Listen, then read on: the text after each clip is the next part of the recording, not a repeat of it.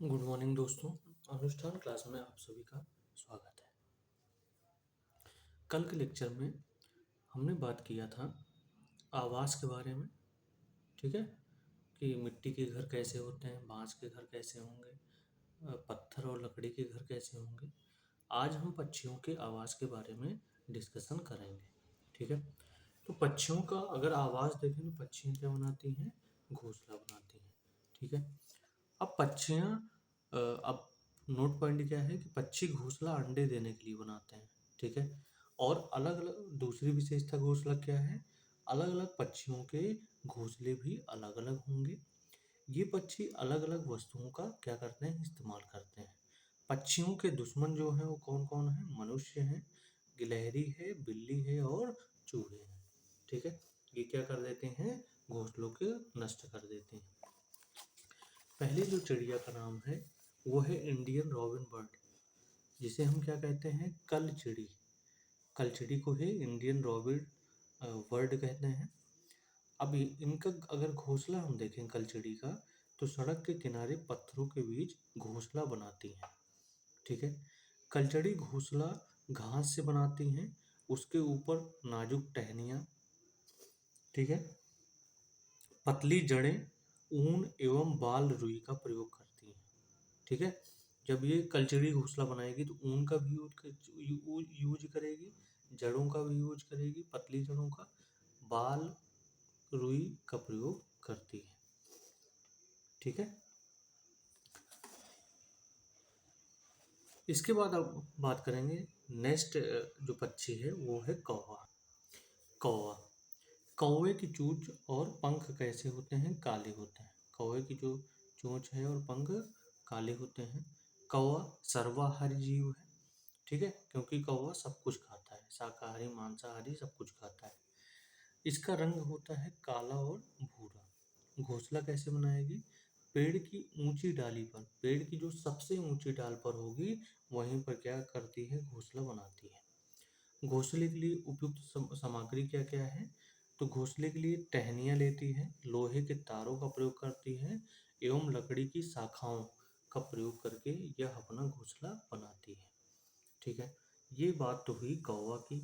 अगला पक्षी जो है वो है कोयल। कोयल का रंग जो होता है काला और नीला होता है। घोंसला नहीं बनाती हैं, बल्कि कौवे के घोंसले में ये क्या कर देती हैं, अंडे देती हैं। ठीक है, कोयल जो है बहुत चालाक पक्षी है, ये अंडे कौवे के घोंसले में देती है। कौवा इसे अपना अंडा समझकर इसे सेता है। ठीक है, और जो कोयल अंडा देगी तो कौवा उसे अंडे को अपना समझकर क्या करेगा, सेएगा, पालन पोषण करेगा। ठीक है, क्लियर हुआ। अगला जो पॉइंट है, अगला जो पक्षी है वो है बीवर पक्षी, जिसे जुलाही पक्षी भी कहा जाता है। बीवर पक्षी को जुलाही पक्षी भी कहा जाता है। घोंसला कैसे होगी, घोंसला इसकी लालटेन की तरह होती है। ठीक है, घोंसला कैसे होगी, बिल्कुल लालटेन की तरह। ठीक है, लालटेन बर, बरी लालटेन, तो बीवर से लालटेन। ठीक है, और इनके घोंसले जो बने होते हैं ताड़, बबूल, बेर के पेड़ पर बने होते हैं। ठीक है, बीवर नर पक्षी ही घोंसला बनाती हैं। बीवर पक्षी में दो पक्षी, नर और मादा पक्षियाँ होती हैं। तो नर पक्षी घोंसला बनाएगी, ठीक है, और नर बीवर पक्षी कई घोंसला बनाती है। यानी बीवर पक्षी में, नर बीवर पक्षी एक ऐसा पक्षी है जो एक साथ कई घोंसलों को बनाता है, और उनमें से मादा बीवर पक्षी जिसे पसंद करती है उसी में क्या करेगी, उसी में अंडे देगी। ठीक है, तो ऐसी होती है बीवर पक्षी। अगला इंपॉर्टेंट पक्षी है दर्जन चिड़िया, जिसे टेलर बर्ड भी कहते हैं। इसे क्या कहते हैं, टेलर बर्ड भी कहते हैं। अपनी नुकीली चोंच से पत्तों को सिल लेती है, इसके बीज बनी थैली में अंडे देती है। ठीक है, क्योंकि दर्जन चिड़िया है इसलिए इसका नाम है टेलर बर्ड। क्यों, क्योंकि यह नुकीली चोंच से पत्तों को सिलकर अपना घोंसला बनाती है और उनके बीच बनी थैली में अंडे देती है। ठीक है, सीकर घोंसला बनाने का काम भी कौन करता है, दर्जन चिड़िया। शक्कर खोड़ा चिड़िया क्या है, इसका घोंसला कैसे होगा, इसका घोंसला होगा किसी छोटे पेड़ पर बना होगा। झाड़ी की डाली पर बना होगा, और एक ऐसा घोंसला होता है लटकती घोंसला होता है। ठीक है, लटकते घोंसला जैसे बना होता है। सामग्री क्या क्या यूज करेंगे? बारीक घास, पतली टहनियाँ, पेड़ के छाल के टुकड़े, सूखे कपड़ों के चिथड़े एवं बाल। ठीक है, और ये शक्कर खोरा एक ऐसी पक्षी है जो हमेशा जोड़े में रहती है, एक साथ रहती है। ठीक है, अगला पढ़ेंगे पॉइंट कबूतर। कबूतर अपना घोंसला पुराने मकान या खंडहरों में बनाते हैं। ठीक है, भूरे पंख वाली होती हैं कबूतर और गुलाबी अंग वाले होते हैं। ठीक है, गौरैया घर घरों के छज्जे गौरैया जो है घरों के छज्जे, अलमारी के ऊपर या शीशे के पीछे। ठीक है, क्या करती है? शीशे के पीछे ये अपने घोंसले को बनाती है। घोंसला कबूतर के, ठीक है, यानी घरों के छज्जे, अलमारी के ऊपर या शीशे के पीछे ये अपना घोंसला बनाते हैं। घोंसला कबूतर के जैसे ही बनाते हैं, जैसे कबूतर का घोंसला होगा वैसे सेम गौरैया का घोंसला होगा। गौरैया घोंसले के बाद अब हम पढ़ेंगे पाख्ता। पाख्ता का घोंसला कैसा होता है? पाख्ता का जो घोंसला होगा वो कैक्टस या मेहंदी के पेड़ पर बना होगा। ठीक है, मेहंदी के पेड़ पर बना होगा। और पाख्ता पक्षी भी कैसे रहते हैं? जोड़े में रहते हैं। पाख्ता पक्षी और शक्कर खोरा पक्षी जो ऐसे पक्षी हैं जो जोड़े में रहते हैं। ठीक है, चीलबाज गिद्ध। चीलबाज गिद्ध जो होते हैं मरे जानवरों को खाते हैं, लगातार कई वर्षों तक उपयोग कर सकते हैं। चील की अंडाकार पूंछ होती है, चील की जो पूंछ होती है वो अंडाकार होगी। घोंसला, चील बाज गिद्ध जो हैं सबसे ऊंचे पेड़ पर घोंसला बनाती हैं। लगभग ऊंचाई होती है 4-5 फुट पर ये अपना घोंसला बनाती हैं। गिद्ध को प्रकृति का सफाई कर्मी भी कहा जाता है। गिद्ध के गायब होने का मुख्य कारण है डाई क्लोफेनॉल सोडियम। ठीक है, डाई क्लोफेनॉल सोडियम जो है, जो कि पशुओं को दर्द निवारक दवाई लगाई जाती है, उसी से गिद्ध सारे गायब हो गए। क्योंकि जानवर जब मर जाते थे तो उन्हीं जानवरों को गिद्ध खाते थे जिनमें डाई क्लोफेनॉल सोडियम के इंजेक्शन लगे होते थे। ठीक है, अगली जो चिड़िया है बसंत गौरी है। ठीक है, पेड़ के तने में गहरा छेद बनाकर इसमें अंडे देती हैं। बसंत गौरी की ऐसी चिड़िया है जो पेड़ के तने में गहरा छेद, ठीक है, छेद बनाकर क्या करती हैं? उसमें अंडे देती हैं। अगला पक्षी है बगुला पक्षी। यह जल पक्षी भी है। बगुला पक्षी को जल पक्षी कहा जाता है और यह भैंस की पीठ पर परजीवी खाता है। ये भी इंपॉर्टेंट पॉइंट है कि बगुला भैंस की पीठ पर बैठकर परजीवी खाता है। जमीन से कीड़े मकोड़े को खाता है। जमीन से क्या खाएगा? कीड़े मकोड़ों को।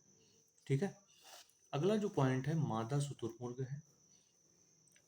मादा शुतुरमुर्ग जमीन में गड्ढे खोद कर घोंसला बनाते हैं। इनके जो घोंसले होंगे जमीन में गड्ढे खोद कर घोंसले का निर्माण करेंगे। ठीक है, मोर पेड़ की निचली डाली पर ये अपना घोंसला बनाती हैं। ठीक है, झाड़ी के पीछे। मोर के सिरे पर पंख होता है। मोर हमारा कैसा पक्षी है? राष्ट्रीय पक्षी है और बारिश से पहले नाचते और रोते हैं। मोर जो है बारिश से पहले नाचते और रोते हैं। ये इतना पॉइंट आप सभी को याद रखना है। अगला जो पक्षी है तोता है। ठीक है, तोता अमरूद और हरी मिर्च को खाता है। ठीक है, लोगों की आवाज़ की नकल अच्छे से उतार लेता है। तोते के पास हरे पंख होते हैं और इनकी जो चोंच होती है लाल चोंच होती है तोते की। ठीक है, कठफोड़वा पेड़ के तनों में छेद बनाकर छिपे कीड़े मकोड़ों को खाता है। ठीक है, और पेड़ के तने में छेद करके क्या करता है? घोंसले का निर्माण भी करता है। अब हम बात करेंगे न्यू टॉपिक कि पक्षियों के उड़ने, चलने और गर्दन घुमाने के तरीके कौन कौन से हैं, उनके तरीकों के बारे में हम बात करेंगे। ठीक है, मैना बात करने, किसी आवाज़ की नकल निकालने में माहिर होती है। ठीक है, और मैना जो है किस प्रजाति की होती हैं? तिलीयर परिवार की क्या होती हैं, प्रजाति होती हैं। ठीक है, ये क्या करती हैं, झटके से अपनी गर्दन आगे पीछे कर सकती हैं। मैना जो होती है झटके से अपनी गर्दन आगे पीछे कर सकती हैं, और ये मध्यम कद की होती हैं। ठीक है, और मैना पाई जाती है कहाँ पे, लगभग रेगिस्तान में क्षेत्रों में पाई जाती है। उल्लू, उल्लू तो अपनी गर्दन को पीछे 360 डिग्री तक घुमा सकता है। ठीक है, कहीं कहीं पर 270 डिग्री भी लिखा है, तो 270 डिग्री 360 डिग्री तक ये अपनी गर्दन को पीछे घुमा सकता है। ठीक है, पेड़ के तने में ये पेड़ के तने में छेद कर घोंसले का निर्माण करते हैं, और उल्लू जो है रात्रिचर प्राणी है, इसलिए इसको निशाचर प्राणी भी कहा जाता है, और यह पक्षी हमेशा मांसाहारी जीव है। ठीक है, अब हम पढ़ेंगे कौन से पक्षी निशाचर पक्षी हैं, कौन से दिनचर पक्षी हैं, उनके बारे में एक बार गहनता से अध्ययन करें। तो कौन से पक्षी निशाचर हैं और कौन से दिनचर हैं। ठीक है, निशाचर का मतलब जो रात्रि में दिखते हैं, जगते हैं। उल्लू, उल्लू एक निशाचर प्राणी है। स्लॉथ एक निशाचर प्राणी है। बाघ एक निशाचर प्राणी है। चूहा एक निशाचर प्राणी है। लोमड़ी एक निशाचर प्राणी है। बाकी अगर गिलहरी की बात करें तो दिनचर प्राणी है। बंदर दिनचर प्राणी है, और चील कैसे हैं, दिनचर प्राणी के रूप में ये आते हैं। ये चीज़ें एग्जाम में पूछी जा सकती हैं, इसलिए अच्छे से चीज़ों को गहनता से अध्ययन करें। कल के लिए जो टॉपिक होगा वो भोजन एवं स्वच्छता पर होगा, जिसमें से क्वेश्चन बहुत ज़्यादा पूछा जाता है।